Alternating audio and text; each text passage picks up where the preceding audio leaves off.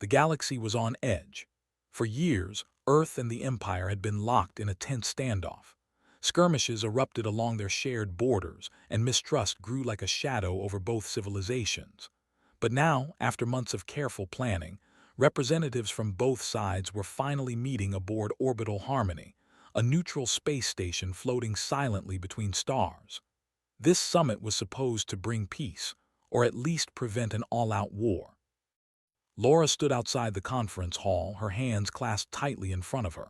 She wore a neatly pressed suit, its dark blue fabric chosen specifically for its diplomatic tone. Her hair was pulled back into a professional bun, though a few stray strands escaped, framing her face. Laura had spent years preparing for moments like this, but today felt different. Today, the stakes were higher than ever. Behind her shuffled nervously. He was younger than Laura by nearly a decade, with short brown hair and glasses that always seemed slightly askew. Adjusted the strap of his leather satchel, which held the most important document of his career, the Galactic Peace Treaty. Printed on edible paper as a gesture of goodwill, it symbolized humanity's hope for reconciliation with the. Inside the conference room, Ambassador L waited patiently. His chitinous exoskeleton shimmered faintly under the artificial lights, reflecting shades of green and gold. Standing nearly 7 feet tall, L's presence commanded attention. His forearms rested at his sides, each tipped with delicate claws that clicked softly against the floor. Though his expression was unreadable behind his features, his posture suggested calm authority. "Are you ready?" asked, his voice barely above a whisper. "As ready as I'll ever be," Laura replied, forcing a smile.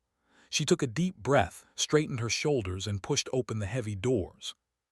The room fell silent as Laura entered.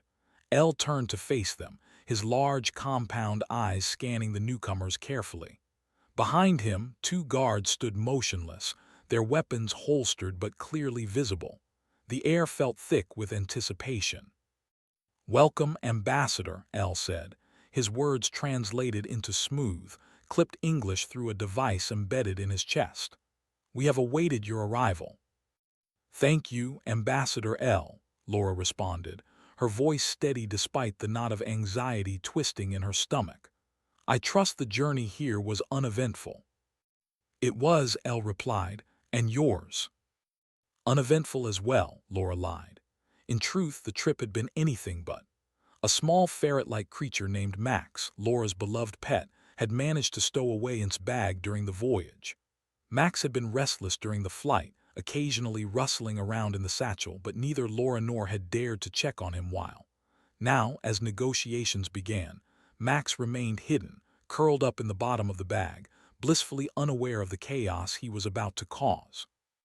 The 2 ambassadors took their seats at opposite ends of a long table. Between them lay the treaty document, rolled up and tied with a ribbon. It gleamed faintly in the light, its surface imprinted with intricate designs meant to honor both human and traditions. Laura gestured to place the document in the center of the table, where it would remain until the signing ceremony later that day. As the discussions commenced, Laura focused intently on maintaining a professional demeanor.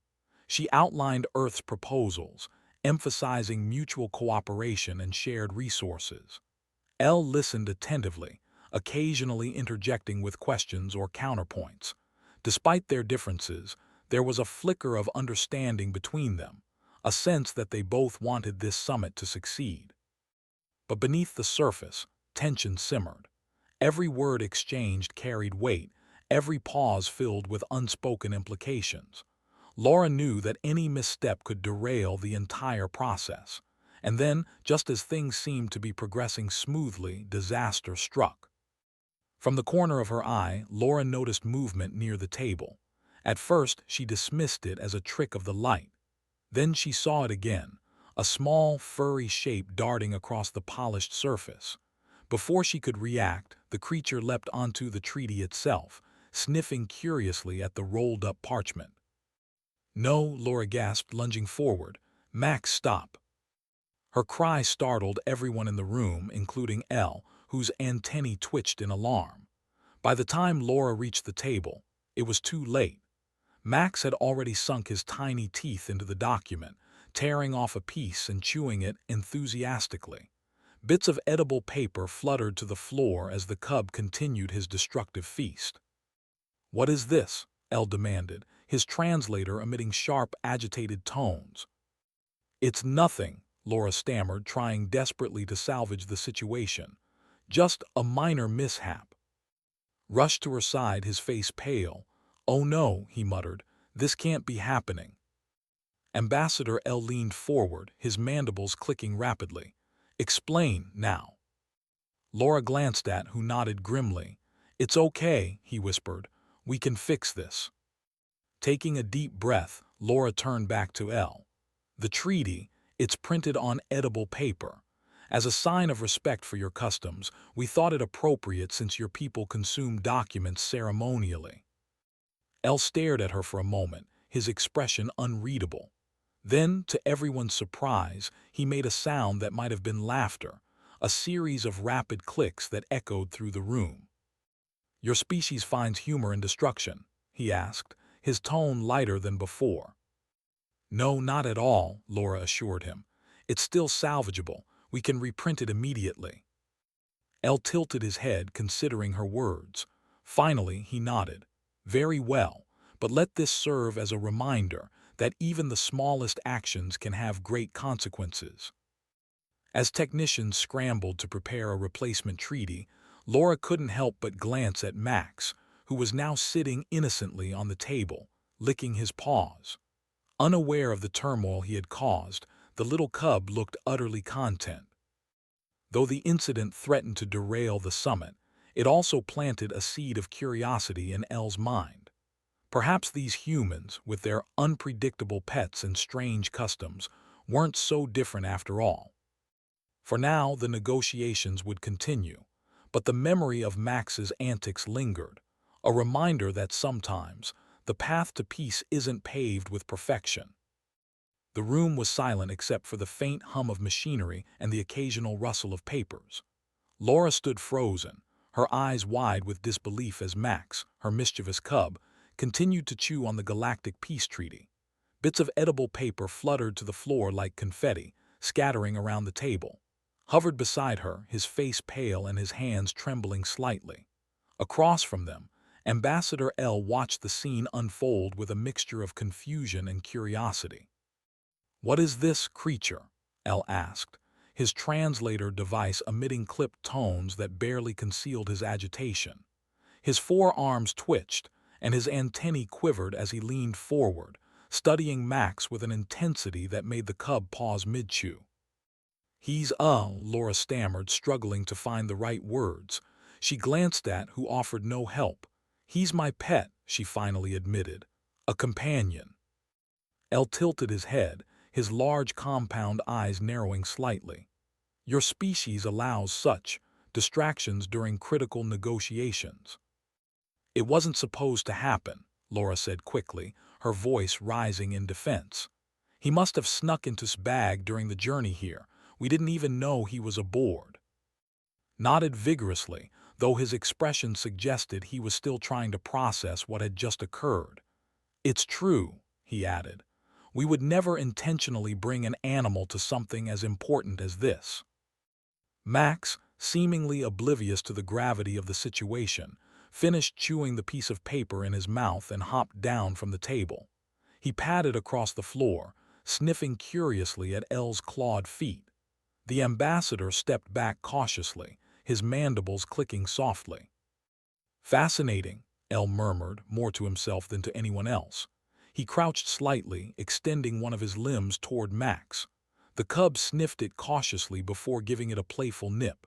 To everyone's surprise, Elle didn't react defensively. Instead, he clicked again, a sound that might have passed for laughter among his kind. Laura exhaled sharply, realizing she had been holding her breath. "I'm so sorry," she said, her tone sincere. "This is embarrassing. I promise it won't happen again." El straightened up, his posture relaxing slightly. "Perhaps not," he replied, "but your pet has already caused significant damage. What do you intend to do about the treaty?" stepped forward, clearing his throat nervously. "Actually, sir, there's good news. The treaty was printed on edible paper specifically for your ceremonial traditions. It can be reprinted easily. We'll have a replacement ready within the hour." El stared at for a moment, then turned his gaze back to Laura. "You anticipated our customs well," he said, "but I must admit, I did not expect such creativity in your approach." Laura forced a smile, though her cheeks burned with embarrassment. It was meant as a gesture of goodwill. Clearly, we underestimated how much goodwill edible paper could inspire. El's mandibles clicked again, and this time there was no mistaking the amusement in his tone. "Indeed, perhaps your species is more adaptable than we assumed." As technicians were summoned to reprint the treaty, Laura scooped Max into her arms, cradling him gently despite her frustration. "What am I going to do with you?" she whispered, half scolding, half affectionate. Max chirped softly, nuzzling against her chest as if to apologize. Watched the exchange with a mix of relief and bewilderment. "Do you think he'll let us off the hook for this?" he asked quietly. "I hope so," Laura replied. "If not, we're in serious trouble." While they waited for the replacement document, the atmosphere in the room shifted. The initial tension gave way to something unexpected: curiosity. Elle seemed genuinely interested in Max, occasionally glancing at the cub with what appeared to be fascination. Laura noticed this and decided to use it to their advantage. "He's harmless, really," she said, setting Max down on the table once more. "Just curious, sometimes too curious for his own good."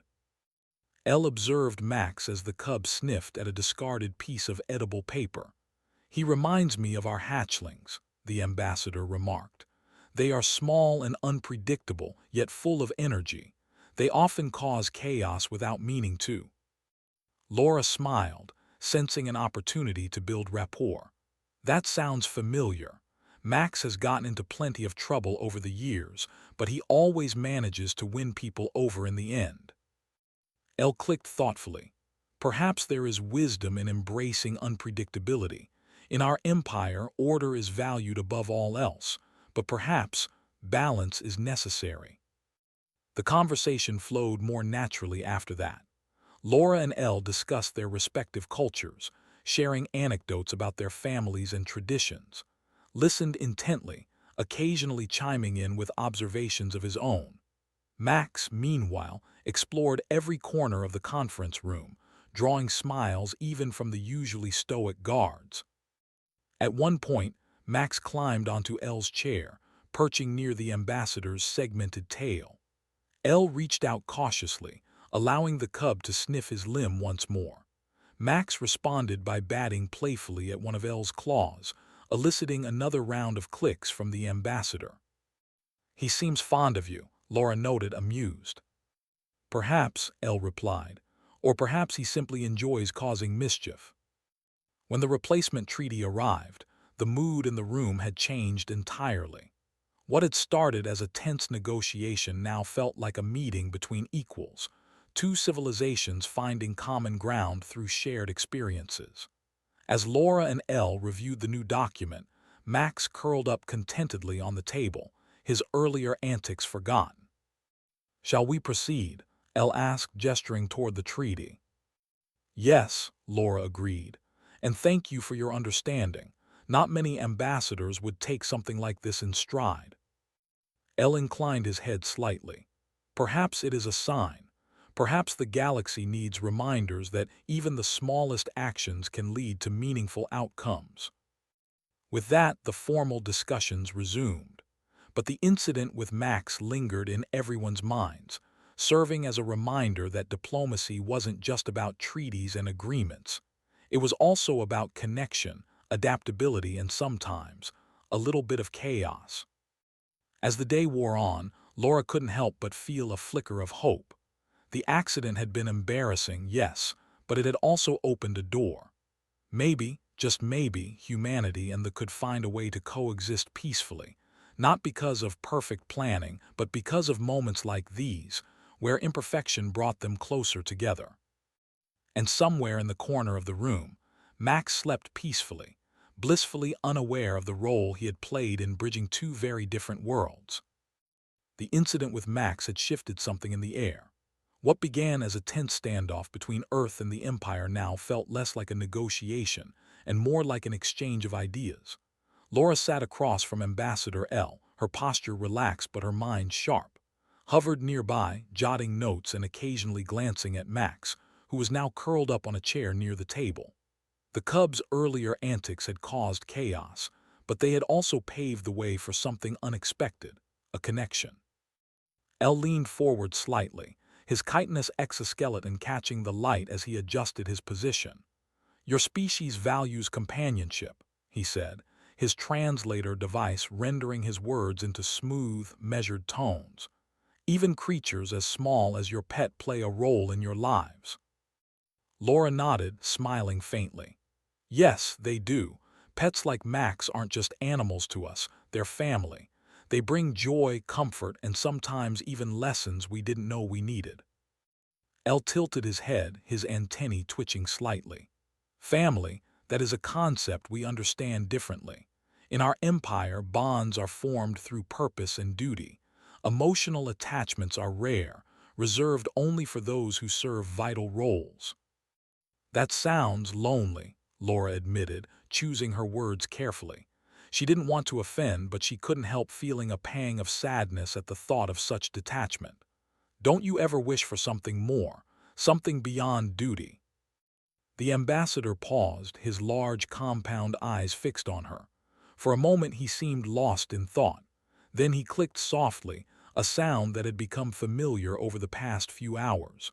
"Perhaps," he said slowly, "but such desires are seen as weaknesses. To care deeply is to risk distraction." "Not always," Laura countered gently. "Sometimes caring deeply gives us strength. It reminds us what we're fighting for, or in this case, what we're working toward."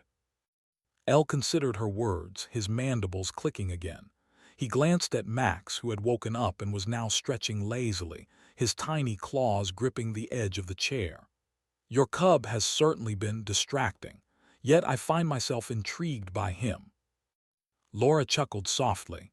"That's Max for you. He has a way of winning people over, even when he's causing trouble." Sensing the shift in tone, decided to join the conversation. "It's funny, isn't it? Something so small can make such a big impact. Maybe that's why humans keep pets. They remind us that life isn't just about rules and responsibilities. Sometimes it's about moments of joy." El's antennae quivered slightly and he turned his gaze to joy, another concept we interpret differently. For us, fulfillment comes from achieving objectives, not fleeting emotions. "But don't those emotions fuel you?" pressed. "I mean, if you're passionate about something, doesn't it make you work harder? Isn't that part of what drives progress?" The ambassador hesitated, his forearms resting lightly on the table. "Passion can be dangerous. It clouds judgment, leads to rash decisions. Our society thrives on logic and order." "Order is important," Laura agreed. "But balance is too. Imagine if every decision you made was purely logical, without any room for creativity or emotion. Wouldn't that limit your potential?" El clicked again, this time more thoughtfully. "Perhaps there is merit in your perspective. Balance, it is a delicate thing to achieve." As the discussion continued, the atmosphere grew lighter. Gone were the rigid formalities of earlier. Instead, the conversation flowed naturally, almost like a dialogue between old friends. Laura noticed how El's demeanor softened whenever he looked at Max. The cub, oblivious to his newfound role as a diplomatic bridge, wandered around the room, occasionally stopping to sniff at El's claws or investigate a stray piece of edible paper. At one point, Max climbed onto the table, nudging the treaty document with his nose. Laura tensed, worried he might try to chew on it again, but El simply extended a limb, allowing the cub to sniff it curiously. Max chirped softly before hopping back down, content to explore elsewhere. "You seem fond of him," Laura remarked, watching the interaction closely. "He is unusual," El replied. "Unpredictable yet harmless. Perhaps that is why he fascinates me. He's full of surprises, Laura agreed. Just like humans in a way, we're not perfect and we don't always follow the rules, but we adapt. We learn. And sometimes our mistakes lead to something better. Elle clicked softly, his expression unreadable behind his features. An interesting philosophy, one I will consider. The conversation eventually circled back to the treaty. Both sides reviewed its terms carefully, discussing areas where compromises could be made.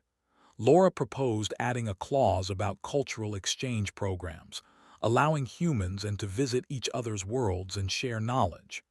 Elle listened intently, his antennae twitching as he processed the idea. This could foster understanding, he said after a moment, but it would require trust that both sides will honor their commitments. We're willing to take that step, Laura assured him, aren't you? Elle hesitated, then nodded slowly. Very well, let us include this provision, but let it be known that any breach of trust will not go unanswered. Understood, Laura replied, and the same goes for us. As the negotiations progressed, Max continued to weave his way into the hearts of everyone present. Even the guards, who had initially regarded him with suspicion, began to relax in his presence. One of them even offered him a small piece of edible paper, which Max eagerly accepted, chewing it with obvious delight. Leaned over to Laura during a break and whispered, "Do you think we're getting through to them?"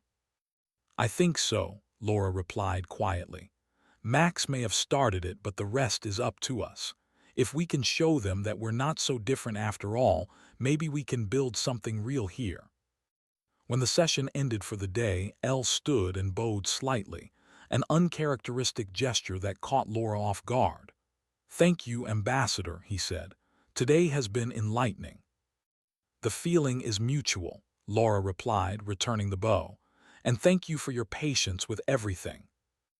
As they parted ways, Laura couldn't help but feel a surge of optimism. The treaty was far from finalized, but the foundation for peace was growing stronger with each passing hour. And while Max's antics had nearly derailed the summit, they had also created a bond that words alone might never have achieved. Back in her quarters, Laura settled onto the couch, Max curling up beside her. She scratched behind his ears absent-mindedly, smiling to herself. "You're quite the diplomat, aren't you?" she murmured. Max chirped softly, closing his eyes as he drifted off to sleep. Outside, the stars twinkled brightly against the endless void of space, a reminder that even in the vastness of the galaxy, connections could form in the most unexpected ways. For now, the road ahead remained uncertain, but thanks to a curious little cub and the bridges he had built, hope burned brighter than ever. The next morning, Laura woke up feeling lighter than she had in days. The weight of the summit still pressed on her shoulders, but there was a newfound optimism in the air. She dressed quickly, choosing a simple yet professional outfit, and made her way to the conference room. Max trotted happily beside her, his tail swishing as he explored every corner of the space station they passed. When she arrived, Ambassador Elle was already seated at the table, his posture relaxed compared to the rigid formality of previous days. He greeted her with a slight nod, his mandibles clicking softly, a sound that now felt almost friendly. "Ambassador," he said, "I trust you rested well." "I did, thank you," Laura replied, smiling. "And you?" "Sufficiently," Elle answered. His gaze flickered briefly to Max, who had jumped onto the table and was sniffing curiously at a stack of papers. "Your companion seems energetic today." "That's putting it mildly," Laura said with a laugh. "He gets restless if he doesn't have enough to explore." Elle clicked thoughtfully. "Perhaps we should find him a task. Idle energy often leads to mischief." Laura raised an eyebrow, amused by the suggestion. "What did you have in mind? Diplomatic assistant?" Elle tilted his head, considering the idea more seriously than Laura expected. "Why not? He has already proven himself capable of breaking barriers, literally and figuratively." The comment drew a chuckle from who entered the room carrying a folder of updated treaty drafts.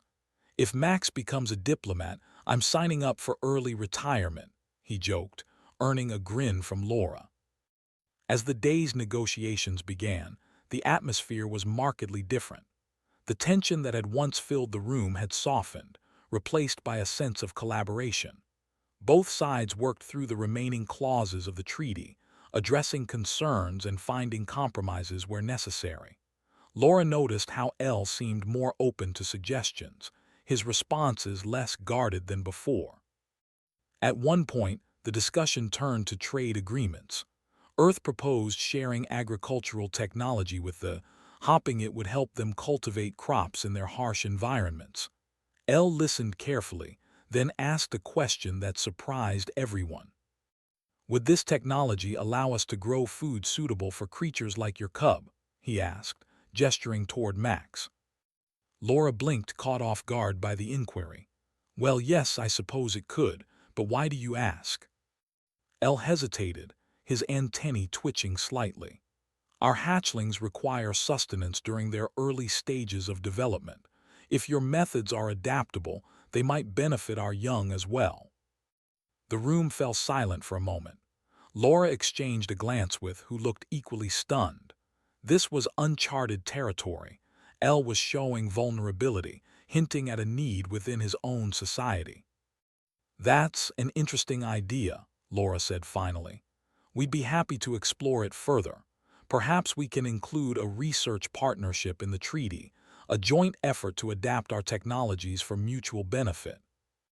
Elle nodded slowly. "A worthy proposal, let us proceed." The conversation continued, branching into new areas neither side had anticipated.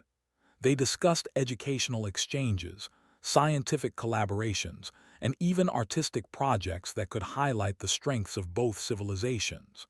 Each topic brought them closer, building a framework for a relationship based not just on survival, but on shared growth.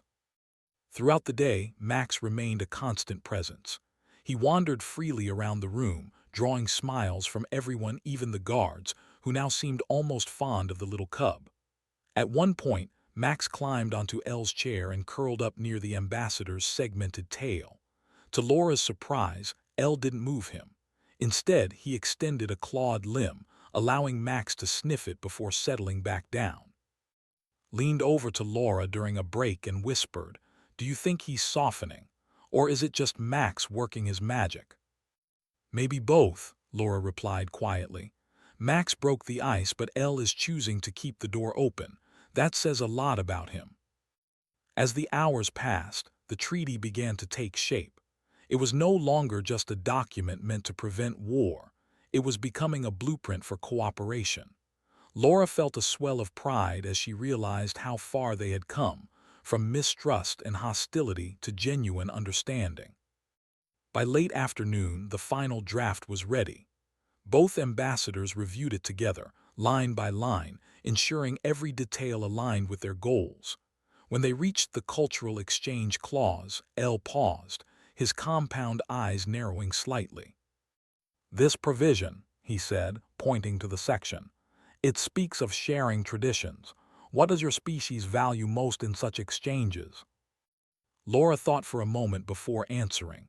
"Connection. Learning about each other's stories, customs, and ways of life helps us see past our differences. It reminds us that we're all part of something bigger, the same galaxy, the same future." Elle clicked softly, his expression unreadable. "A noble sentiment, we shall honor it." With that, the treaty was complete. Laura and Elle exchanged satisfied nods, their mutual respect evident in their expressions. As technicians prepared the ceremonial copies, Laura couldn't help but reflect on how much had changed since the summit began. That evening, a small gathering was held to celebrate the progress made. Representatives from both sides mingled, exchanging pleasantries and sharing stories. Max, of course, was the star of the event. He darted between guests, his playful antics drawing laughter and admiration. Even Elle joined in, offering Max a piece of edible paper as a treat. The cub accepted it eagerly, chirping happily as he chewed. Laura watched the scene unfold with a mix of gratitude and wonder. "Who would have thought," she murmured too, "that a little cub could change the course of galactic history?" Smiled, shaking his head. "Sometimes it's the smallest things that make the biggest difference." As the celebration wound down, Elle approached Laura one last time. "Ambassador," he said, his tone formal but warm, "your species has shown remarkable resilience and creativity. I believe our peoples can achieve great things together." "Thank you, Ambassador L," Laura replied. "And thank you for seeing beyond our mistakes. Together we can build something lasting." With that, the two ambassadors shook hands, or rather, Laura extended her hand while L gently touched it with one of his limbs. It was a symbolic gesture, representing unity despite their differences. Later that night, Laura returned to her quarters, exhausted but content. Max curled up beside her, his tiny body rising and falling with each breath. She stroked his fur lightly, marveling at the role he had played in bringing peace to the galaxy. "You really are something special," she whispered, kissing the top of his head. Outside, the stars shimmered brightly against the endless expanse of space. For the first time in years, humanity and the Empire stood on the brink of a new era, one defined not by conflict, but by connection.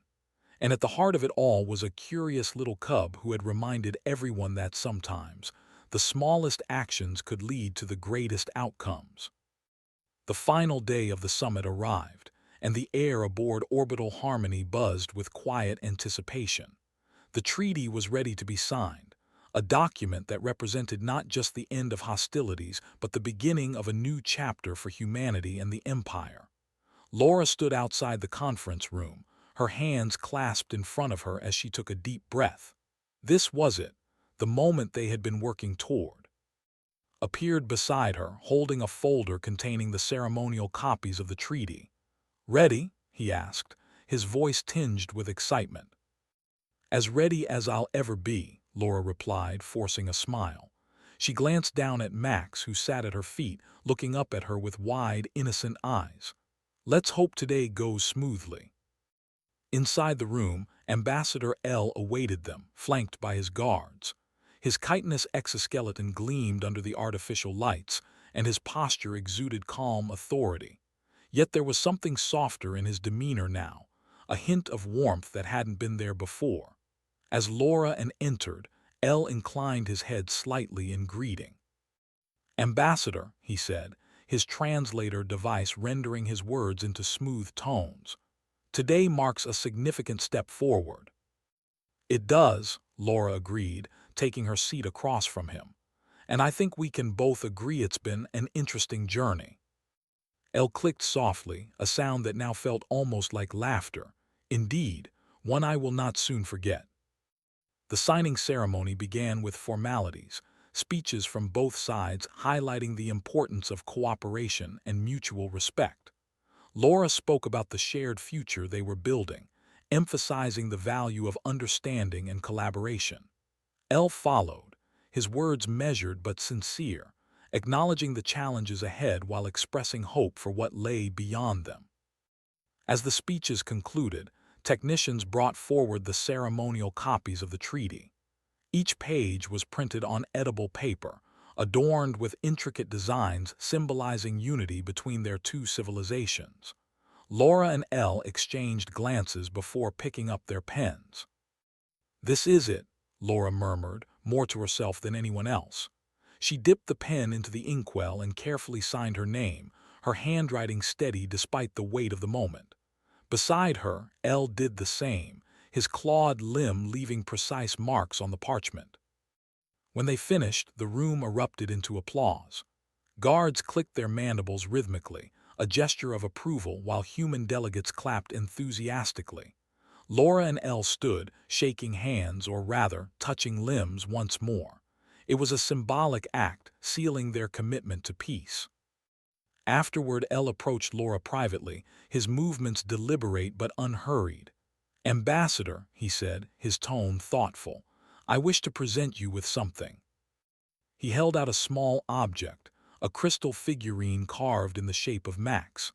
The details were exquisite, capturing every nuance of the cub's playful expression. Laura accepted it with wide eyes, turning it over in her hands. "It's beautiful," she said, genuinely touched. "Thank you." "This represents unity," Elle explained. "Just as your cub brought us together, may our peoples find common ground moving forward." Laura nodded, her throat tight with emotion. "I'll treasure it always." As the delegates departed Orbital Harmony, news of the successful summit spread quickly throughout the galaxy. Reports highlighted the unlikely role Max had played in breaking down barriers between two vastly different species. What could have been a catastrophic failure turned into a story of accidental diplomacy, a reminder that sometimes chaos could pave the way for connection. Back on Earth, Laura found herself reflecting on everything that had happened. The journey had been far from perfect, filled with moments of tension, embarrassment, and uncertainty. But through it all, Max had remained a constant source of joy and, surprisingly, inspiration. "You're quite the hero," Laura said one evening, scratching behind Max's ears as he lounged on her couch. "Who would have thought a little cub could change the course of history?" Max chirped softly, nuzzling against her hand. Outside, the stars twinkled brightly against the night sky, a reminder of the vastness of the universe and the infinite possibilities within it. In the weeks that followed, relations between Earth and the Empire continued to improve. Trade agreements were finalized, cultural exchange programs launched, and joint research initiatives began. Humanity and the discovered they had much to learn from each other, and their shared experiences fostered a deeper understanding. Laura often joked about the incident during interviews, recounting how Max had eaten the original treaty. "If anyone asks," she would say with a grin, "just tell them the cub ate the treaty, and turned out it was the best thing that ever happened." But beneath the humor lay a profound truth. Max's antics had reminded everyone that perfection wasn't necessary for progress. Sometimes it was the unexpected moments, the accidents, the missteps, that opened doors no one knew existed. Years later, when historians looked back on the summit, they would speak of it as a turning point in galactic history. And though many details might fade with time, one story would endure. The tale of a curious little cub who ate a peace treaty printed on edible paper, inadvertently sparking a friendship between two civilizations. For Laura, the memory served as a reminder of the power of connection. Whether it came from grand gestures or tiny acts of kindness, it was the bonds people formed that truly mattered. And somewhere in the corner of her quarters, Max slept peacefully, blissfully unaware of the legacy he had left behind. Peace, it seemed, had come not through flawless planning but through the chaos of life itself. And in that chaos, humanity and the had found their path forward together. The bar was dimly lit, filled with the hum of conversations and the clinking of glasses. It sat on the edge of a small space station called Delta 7, a place where mercenaries, traders, and wanderers gathered to share stories, make deals, or simply drown their sorrows in cheap liquor.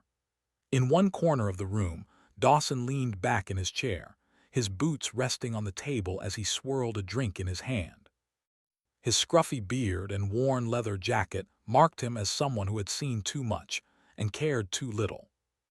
Loved to talk, especially when it came to his exploits. Tonight he had an eager audience, a group of younger men and women who hung on his every word. They were fresh faces, new to the dangerous life of the outer colonies, and knew exactly how to impress them. He grinned, showing teeth yellowed from years of smoking and drinking, and began to speak. "You won't believe this," he said, his voice loud enough to carry across the noisy room. "Last week I took out a couple of scientists. Yeah, real smart types, always poking around where they don't belong. They thought they could hide on that little moon near Epsilon 3, but I found them easy enough." He paused for dramatic effect, taking a sip of his drink before continuing. "They begged me not to pull the trigger, promised me credits, secrets, anything I wanted. But you know what? I wasn't there to negotiate. The crowd listened intently, some nodding in approval, others exchanging glances. His tone grew colder as he went on. They were weak, pathetic, just like everyone else out here trying to play hero, but heroes don't last long in this part of the galaxy. He laughed, a harsh sound that echoed through the bar. I made sure of that. At another table nearby, Caldwell sat quietly, her hands gripping the edges of her jacket. Her dark hair framed her face, and her eyes, sharp and focused, never left. She had heard enough. Every word he spoke cut deeper than any blade ever could. Those two scientists he bragged about killing weren't just nameless victims to her. They were her parents. His parents had been brilliant researchers, driven by a desire to understand the universe and help humanity thrive among the stars. They had devoted their lives to studying distant planets and moons, searching for resources that could benefit Earth. But their work had attracted dangerous attention from people like who saw opportunity in chaos and profit in destruction. She remembered the day she received the news. A short message had arrived on her communicator, cold and impersonal. Your parents have been reported missing, presumed dead. No details, no explanation. Just those few words that shattered her world. For months, she searched for answers, piecing together clues until she finally uncovered the truth. Dawson had been hired to silence her parents permanently. Now, sitting in this grimy bar, listening to him boast about murdering them, felt a fire ignite inside her. Revenge wasn't something she had ever sought before. She had always believed in justice, in letting the law handle wrongdoers. But out here, beyond the reach of Earth's governments, there was no justice. Only power, fear, and survival. And Dawson thrived on all three. As he continued talking, laughing at his own cruelty, clenched her fists under the table. She had spent months tracking him, learning everything she could about his habits, his weaknesses, his arrogance. To him, she was just another face in the crowd, insignificant and forgettable. He didn't know that she had been waiting for this moment, biding her time until she could make him pay. Eventually noticed her staring. Their eyes met briefly, and for a split second thought she saw a flicker of unease in his expression. But then he smirked, dismissing her as harmless.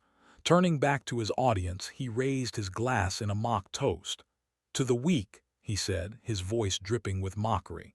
May they stay out of our way. Stood abruptly, her chair scraping against the floor. The noise drew a few curious glances, but she ignored them. Without a word, she turned and walked out of the bar, her mind racing with plans. Dawson had made a grave mistake tonight, not because he had killed her parents, but because he had dared to brag about it. And now, he would learn that actions have consequences, even in the lawless expanse of space. Outside, the airlock doors hissed shut behind her, sealing off the noise of the bar. Stepped into the corridor, her footsteps echoing softly on the metal floor. She pulled her jacket around herself, both to ward off the chill and to steady her nerves. This was only the beginning. Dawson wouldn't see it coming, not yet.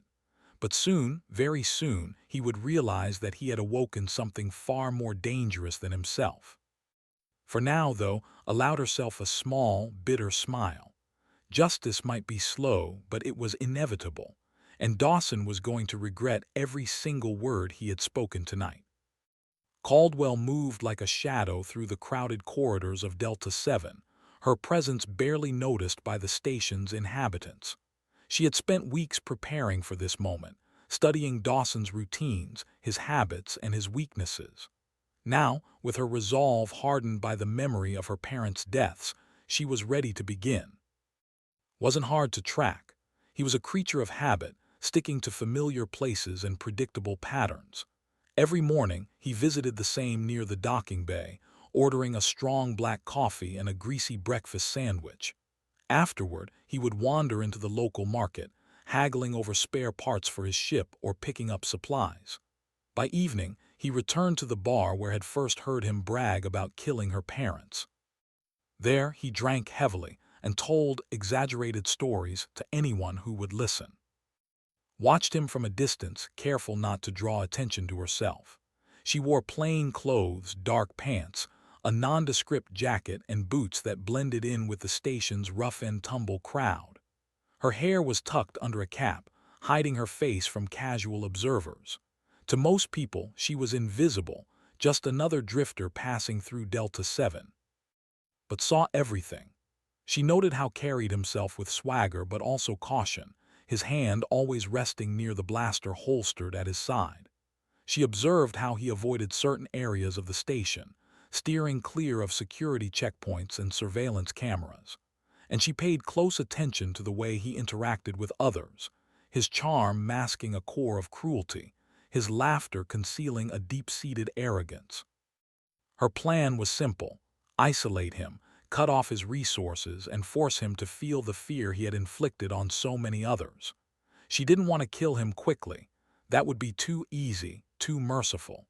No, Dawson needed to understand what it meant to lose control, to have no escape, to face the consequences of his actions. The first step came when docked his ship at a remote outpost called Outpost Theta. It was a grimy collection of prefab structures clinging to the edge of an asteroid field, a place where mercenaries and smugglers often stopped to refuel or repair their vessels. Followed him there, staying out of sight as he disembarked and headed toward the supply depot. While negotiated prices inside the depot, slipped aboard his ship. She worked quickly, planting a small explosive device near the fuel line. It wasn't designed to destroy the vessel outright. Instead, it would disable key systems, leaving stranded until he could find replacements. When she finished, she retreated to a safe distance and waited. Sure enough, as prepared to leave the outpost later that day, alarms blared throughout the docking bay. Smoke poured from the engine compartment of his ship, and technicians rushed to assess the damage. Stormed out of the depot, cursing loudly as he inspected the mess. His frustration turned to anger when he discovered the extent of the sabotage. Without functional engines, he was stuck, at least for now. That night, as sat alone in his quarters, he found something strange waiting for him. On the side of his ship, scrawled in bold white paint, were the words, "You'll regret what you've done." The message sent a chill down his spine, though he tried to brush it off as a prank. Still, he couldn't shake the feeling that someone or something was watching him. Over the next few days, the situation grew worse. Supplies began disappearing from his storage compartments. Tools went missing from the maintenance bay. Even his personal belongings weren't safe. One morning, he woke to find his favorite jacket slashed to ribbons. Each incident left him more rattled than the last. Rumors started spreading around the outpost. Some claimed a ghost haunted the area, targeting anyone associated with Dawson. Others whispered about a vengeful rival seeking retribution. Whatever the truth, no one dared to help. Potential allies backed out of deals, citing bad vibes or unforeseen complications. Mechanics refused to work on his ship, citing mysterious equipment failures. Even the traders who usually welcomed his credits suddenly found excuses to avoid him. Through it all, remained unseen. She hacked into the outpost's network, redirecting shipments meant for and planting false information to turn others against him. She tampered with communication systems, ensuring that any distress calls he made went unanswered. And she monitored his movements, always staying one step ahead. One evening, as returned to his quarters after another fruitless day of trying to fix his ship, he felt a growing sense of unease. Shadows seemed to move in the corners of his vision, and faint noises echoed through the empty halls. He told himself it was just fatigue, that his mind was playing tricks on him. But when he opened the door to his room, he froze. On his desk lay a single photograph, the last image taken of his parents before their deaths.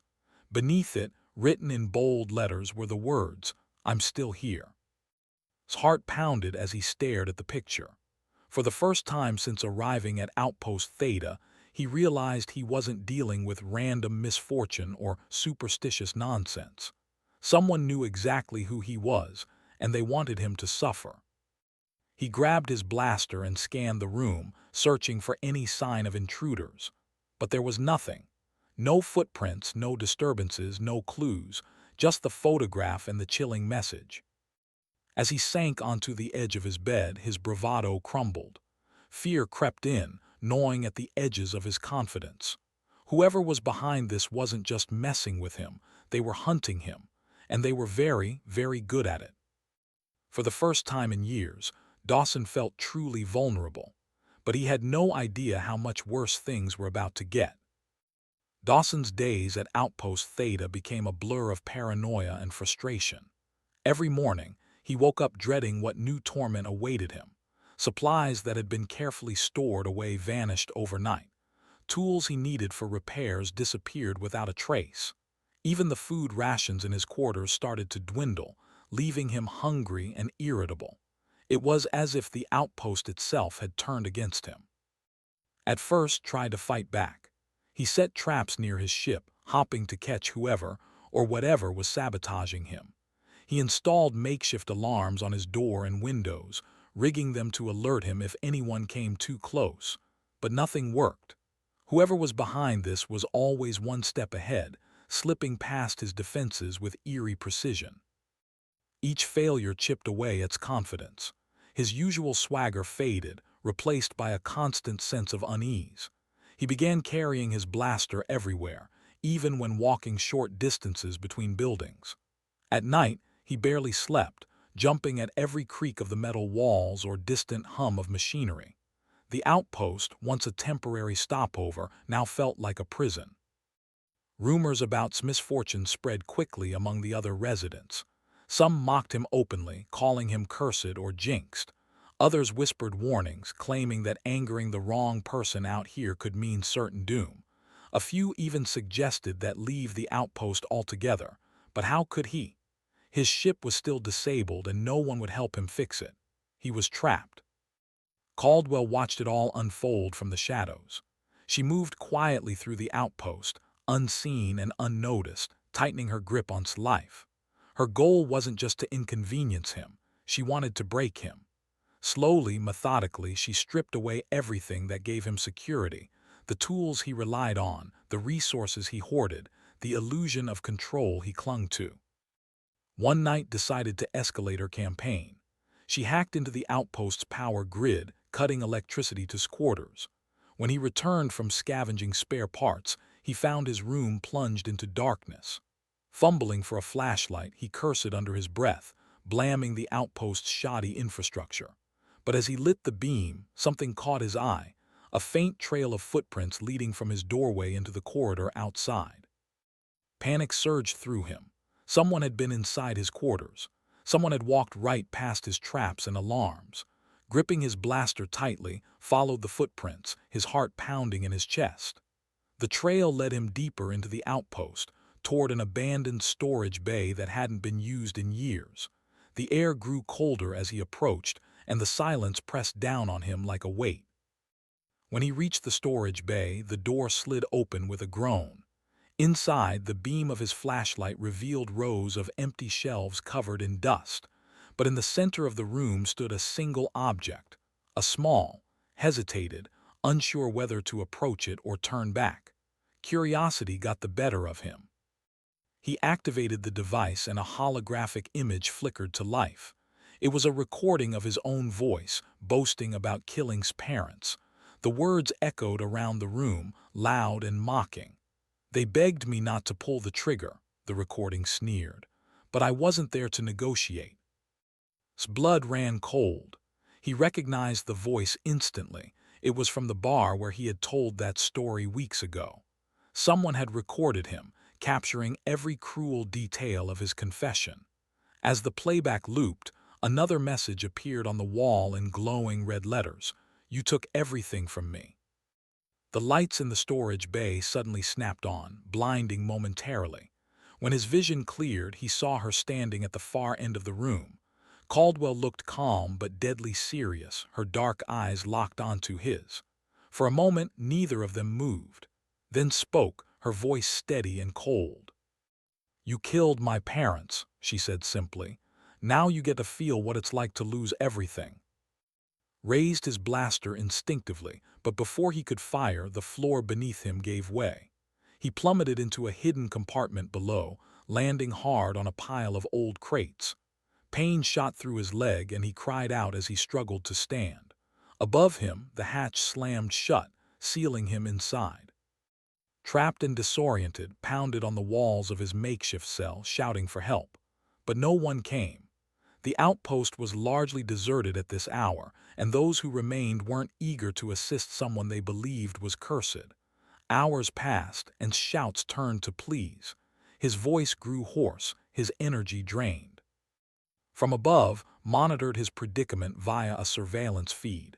She had rigged the cell with limited air circulation and no power source, ensuring that would experience the same helplessness he had inflicted on others. She didn't plan to kill him, not yet. This was only the beginning of his punishment. As the hours dragged on, his mind unraveled. The oppressive silence of the cell weighed heavily on him, broken only by the sound of his own breathing. Shadows danced across the walls, conjured by the dim light filtering through cracks in the ceiling. Every noise made him flinch, every movement sent his pulse racing. He searched desperately for a way out, clawing at the walls and testing the hatch, but it was no use. There was no escape. Above ground, sat in her hiding spot, watching the monitor with detached interest. She replayed the recording of his boastful confession over and over, letting his words sink in. Each time, she felt a surge of satisfaction knowing that he was finally paying for what he had done. Justice might be slow, but it was inevitable, and Dawson was learning that lesson the hard way. By dawn was a wreck. Sleep eluded him, his thoughts consumed by fear and regret. He thought about the people he had hurt, the lives he had destroyed. For the first time in years, he questioned whether he deserved any of this. But it was too late for remorse. Had made sure of that. When the sun rose over the asteroid field, casting long shadows across the outpost, stood and stretched. She glanced at the monitor one last time, nodding slumped posture and hollow expression. Satisfied, she powered down the equipment and slipped away, vanishing into the labyrinthine corridors of Outpost Theta. Her work here wasn't done, but she had accomplished what she set out to do. Dawson was no longer the arrogant mercenary who bragged about murder in crowded bars. Now he was a broken man, haunted by his past and terrified of his future, and knew that the worst was still to come. For him, there would be no mercy, no forgiveness, only justice. Dawson's life at Outpost Theta had become a nightmare. Every day brought new challenges. Every night left him more exhausted than the last. Supplies vanished from his ship and quarters without explanation. Tools he needed for repairs disappeared overnight. Even the food in his storage locker started to dwindle, leaving him hungry and desperate. It was as if an invisible force was slowly stripping away everything he relied on. At first, tried to fight back. He set traps around his ship, hopping to catch whoever or whatever was tormenting him. He rigged alarms on his doors and windows, expecting them to alert him if anyone came near. But nothing worked. Whoever was behind this knew exactly how to stay one step ahead, evading his defenses with eerie precision. Each failure chipped away its confidence.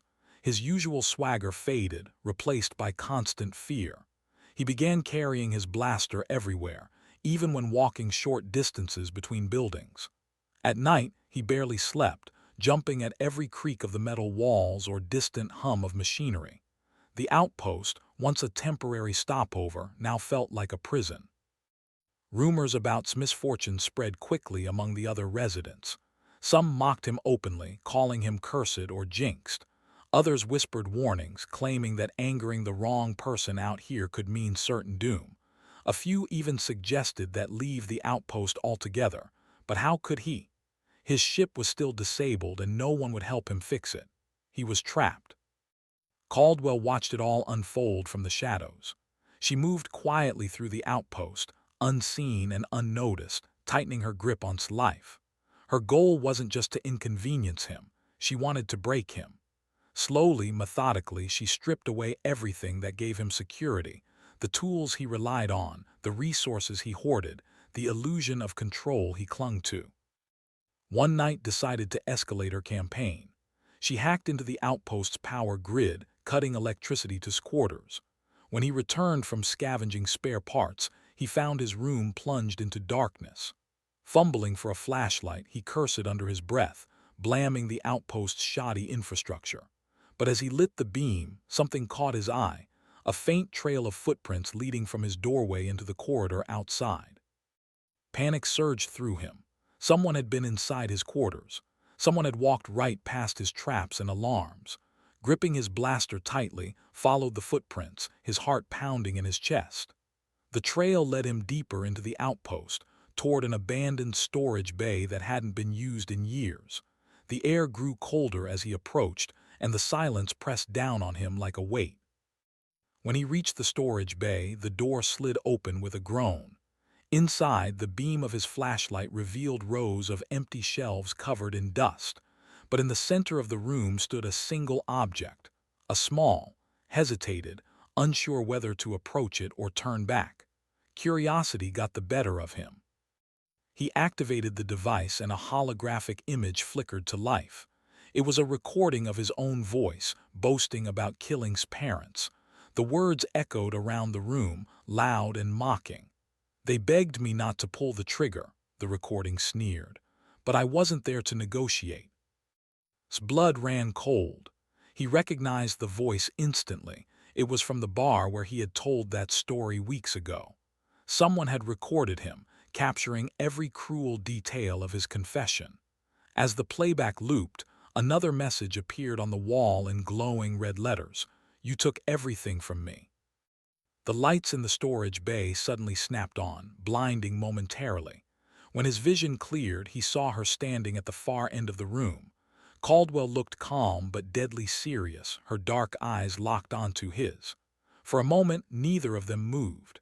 Then spoke, her voice steady and cold. "You killed my parents," she said simply. "Now you get to feel what it's like to lose everything." Raised his blaster instinctively, but before he could fire, the floor beneath him gave way. He plummeted into a hidden compartment below, landing hard on a pile of old crates. Pain shot through his leg and he cried out as he struggled to stand. Above him, the hatch slammed shut, sealing him inside. Trapped and disoriented, pounded on the walls of his makeshift cell, shouting for help. But no one came. The outpost was largely deserted at this hour, and those who remained weren't eager to assist someone they believed was cursed. Hours passed, and shouts turned to pleas. His voice grew hoarse, his energy drained. From above, monitored his predicament via a surveillance feed. She had rigged the cell with limited air circulation and no power source, ensuring that would experience the same helplessness he had inflicted on others. She didn't plan to kill him, not yet. This was only the beginning of his punishment. As the hours dragged on, his mind unraveled. The oppressive silence of the cell weighed heavily on him, broken only by the sound of his own breathing. Shadows danced across the walls, conjured by the dim light filtering through cracks in the ceiling. Every noise made him flinch, every movement sent his pulse racing. He searched desperately for a way out, clawing at the walls and testing the hatch, but it was no use. There was no escape. Above ground, sat in her hiding spot, watching the monitor with detached interest. She replayed the recording of his boastful confession over and over, letting his words sink in. Each time, she felt a surge of satisfaction knowing that he was finally paying for what he had done. Justice might be slow, but it was inevitable, and Dawson was learning that lesson the hard way. By dawn was a wreck. Sleep eluded him, his thoughts consumed by fear and regret. He thought about the people he had hurt, the lives he had destroyed. For the first time in years, he questioned whether he deserved any of this. But it was too late for remorse, had made sure of that. When the sun rose over the asteroid field, casting long shadows across the outpost, stood and stretched. She glanced at the monitor one last time, nodding slumped posture and hollow expression. Satisfied, she powered down the equipment and slipped away, vanishing into the labyrinthine corridors of Outpost Theta. Her work here wasn't done, but she had accomplished what she set out to do. Dawson was no longer the arrogant mercenary who bragged about murder in crowded bars. Now he was a broken man, haunted by his past and terrified of his future, and knew that the worst was still to come for him, There would be no mercy, no forgiveness, only justice. For the next several days, remained trapped in the cell, his spirit crumbling under the weight of isolation and fear. Kept a close watch on him, ensuring that his suffering continued. She reduced the airflow slightly each day, making it harder for him to breathe. She dimmed the lights further, plunging him into near-total darkness. And she played recordings of his own voice at random intervals, reminding him of the pain he had caused. His cries for help grew weaker, his body weakened by hunger and exhaustion. He tried to ration the little water he had managed to collect from condensation on the walls, but it wasn't enough. His mind began to play tricks on him, filling the silence with phantom voices and imagined footsteps. He alternated between rage and despair, cursing his captor one moment and begging for mercy the next. Felt no pity for him. She remembered the stories her parents had told her about their research, their dreams of helping humanity thrive among the stars. They had been kind, gentle people, full of hope and curiosity. Had stolen that from her, tearing apart her family and leaving her alone in a harsh and unforgiving galaxy. Now she was returning the favor, piece by piece. On the fifth day, his condition worsened dramatically. His voice was barely audible, his movements sluggish and uncoordinated. He lay on the cold metal floor, staring up at the ceiling as tears streamed down his face. For the first time in his life, he truly understood what it meant to be powerless. Above ground, prepared for the final stage of her plan, she gathered the tools and materials she would need, ensuring that everything was ready. When the time came, she would make sure faced the full weight of his crimes. But for now, she let him suffer, savoring the knowledge that justice was within reach. Outpost Theta remained eerily quiet, its corridors empty except for the faint hum of machinery. The other residents avoided the area where was imprisoned, unwilling to risk whatever curse seemed to hang over him. To them, he was already a ghost, a cautionary tale of what happened when you crossed the wrong person. But knew better, Dawson wasn't dead yet, not quite. Desperation had taken hold of Dawson. Days of isolation, hunger, and fear had left him a shadow of the man he once was. His body was weak, his mind frayed. He no longer shouted for help or pounded on the walls of his cell. Instead, he lay on the cold metal floor, staring blankly at the ceiling, too exhausted to move. The air in the cramped space felt thinner with each passing hour, and every breath came harder than the last. Caldwell watched him through the surveillance feed, her expression unreadable. She had achieved what she set out to do, was broken, but breaking him wasn't enough. Justice required more than just suffering, it demanded accountability, and so prepared for the final act. She knew wouldn't stay trapped forever. Even in his weakened state, survival instincts would drive him to escape. When that happened, she would be ready. She had chosen the perfect location, a derelict space station orbiting near Outpost Theta. It was old and abandoned, its systems long since shut down. The station floated silently among the stars, a ghostly relic of humanity's expansion into the galaxy. To anyone else, it looked like a death trap. It was the perfect stage for reckoning. Using her skills, hacked into ship's navigation system remotely. She planted false coordinates, rerouting his flight path to the derelict station. Once he arrived, she would ensure there was no way out. This was where everything would end, not with a quick death, but with a slow, deliberate confrontation. It took 2 full days to break free from the cell. By then, he could barely stand. His leg throbbed from the injury he'd sustained during the fall, and his hands trembled as he opened the hatch. When he finally emerged into the dim light of the outpost corridor, he collapsed against the wall, gasping for air. His clothes were filthy, his beard unkempt, and his eyes hollow. He looked nothing like the cocky mercenary who had boasted about killing his parents just weeks earlier. The outpost was eerily quiet. Most of its residents had fled, unwilling to risk whatever curse seemed to follow. Those who remained avoided him entirely, casting wary glances from a distance. Didn't care. All he wanted was to leave, to put as much space between himself and this cursed place as possible. He limped toward his ship, dragging himself up the boarding ramp. The vessel was still damaged but had left just enough functionality intact for him to take off. As soon as he powered up the engines, the autopilot system activated, locking onto the pre-programmed destination.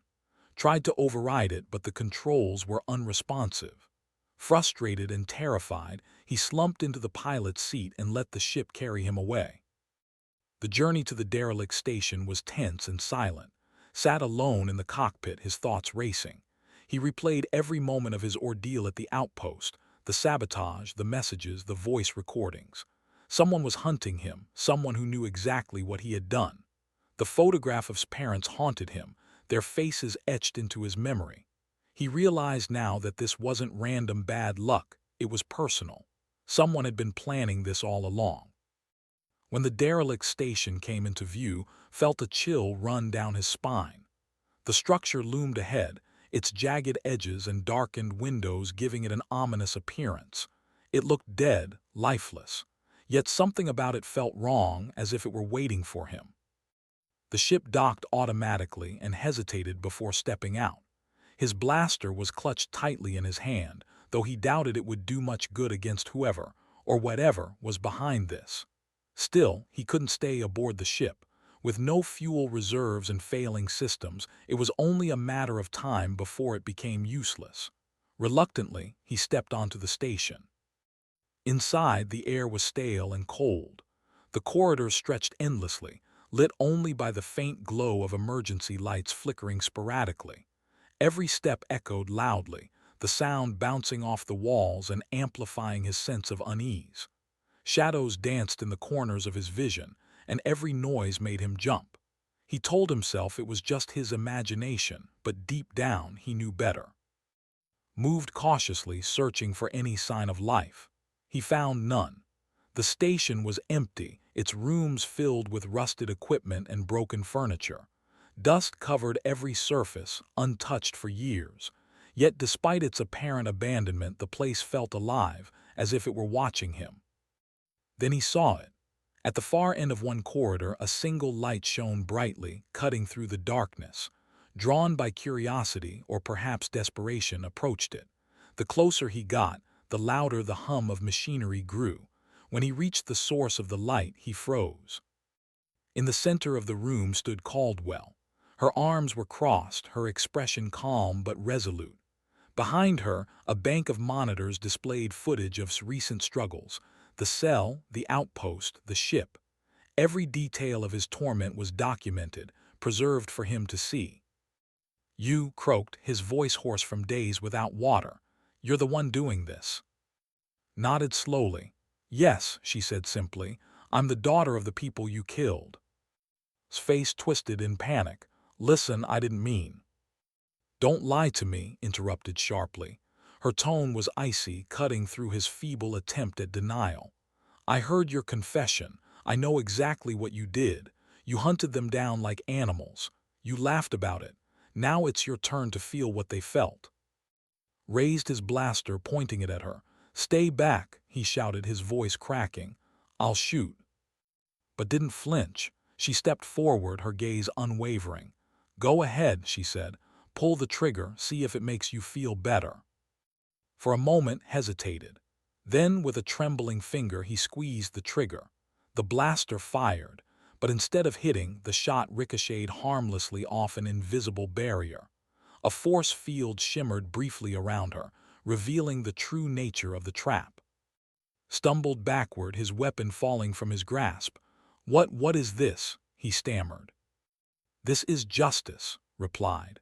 With a flick of her wrist, she activated another control panel. Panels in the floor slid open, revealing hidden mechanisms. Before could react, the ground beneath him gave way, sending him tumbling into a lower level of the station. The drop wasn't fatal, but it left disoriented and injured.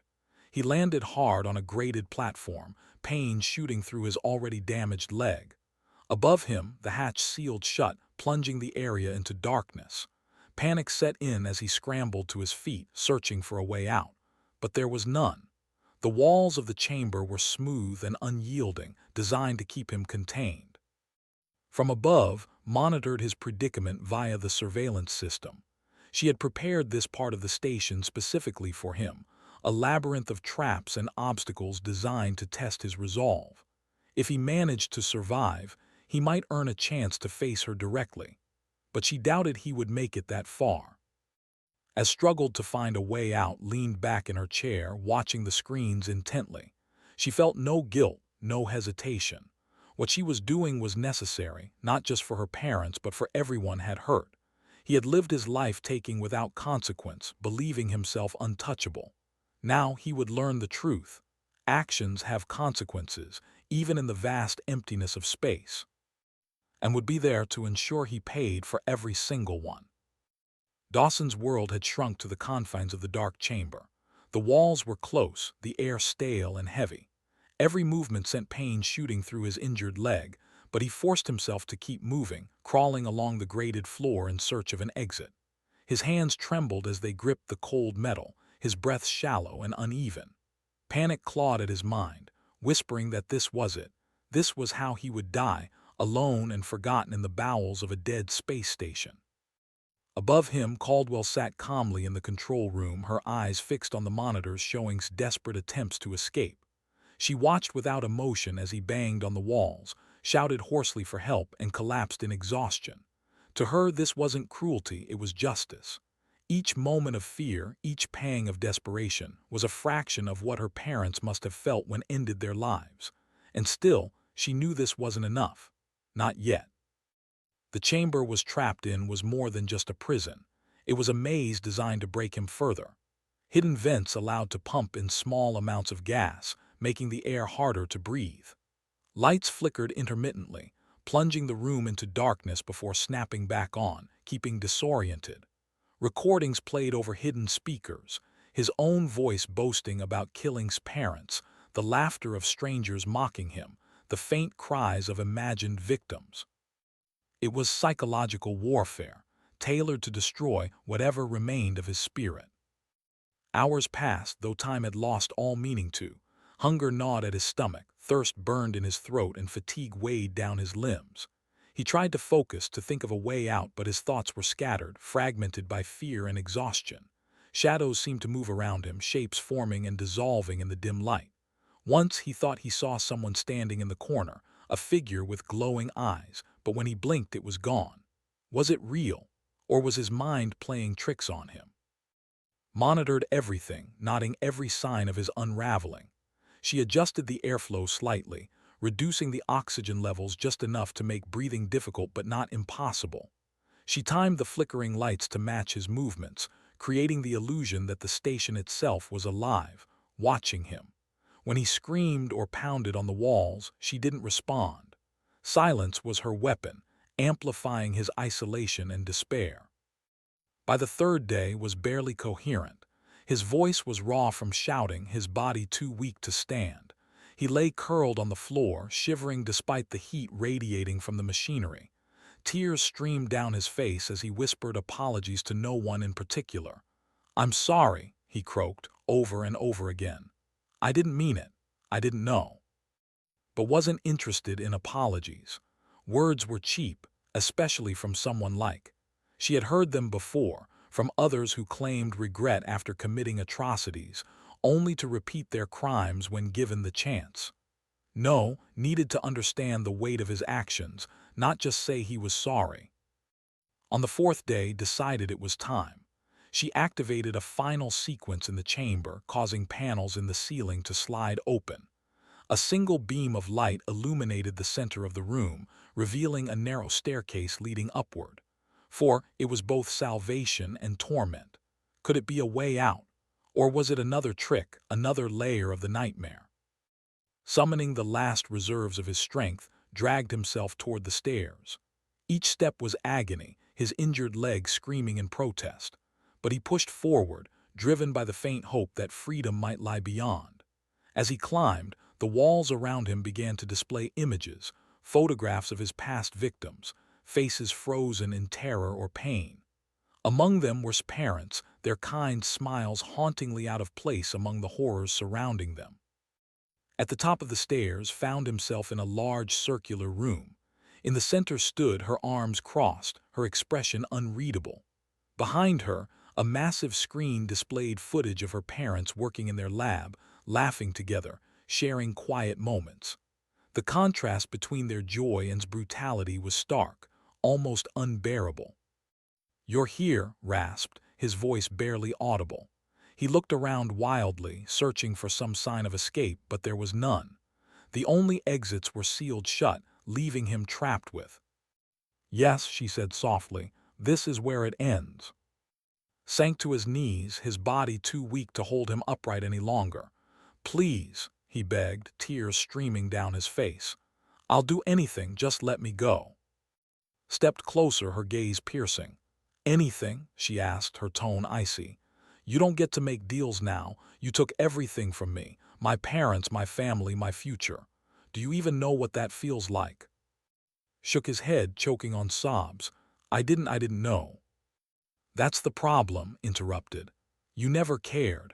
You never stopped to think about the lives you destroyed. You just pulled the trigger and walked away." She paused, letting her words sink in. Then, with deliberate calm, she pressed a button on a remote control in her hand. The screens behind her changed, displaying messages written in bold letters: justice, accountability, restoration. "This isn't about revenge," continued. "It's about balance. You chose to take lives, now you'll give yours back." The lights in the room dimmed, and the temperature began to drop. Air vents opened in the ceiling, releasing a slow stream of freezing air into the chamber. Shivered violently, his weakened body unable to withstand the cold. He tried to speak, to plead for mercy, but his voice failed him. All he could do was watch as turned and walked away, leaving him alone in the growing darkness. As the hours passed, struggles grew weaker. His breaths came slower, his movements less frequent. Eventually, he slumped to the floor, his eyes staring blankly at the ceiling. The screens above him flickered one last time, displaying a single image, a photograph of his parents, smiling together under a starry sky. When it was over, returned to the room. She stood silently for a moment, looking down at his lifeless body. There was no satisfaction in seeing him dead, no sense of triumph, only a deep, aching sadness. Her parents were still gone, their absence a wound that would never fully heal, but justice had been served. Left the station without looking back. As her ship drifted away, the derelict structure disappeared into the vastness of space, carrying its secrets with it. Somewhere in the quiet corners of the galaxy, parents were finally at peace. And Dawson, the man who had taken so much, was nothing more than a memory, a cautionary tale of what happens when you cross the wrong person. For the journey wasn't over. There were still others out there who deserved justice, others who had caused pain and suffering without consequence. But for now, she allowed herself a moment of rest, gazing out at the stars as her ship carried her toward the next chapter of her life. She whispered softly, almost to herself, "Rest now. You're finally with them.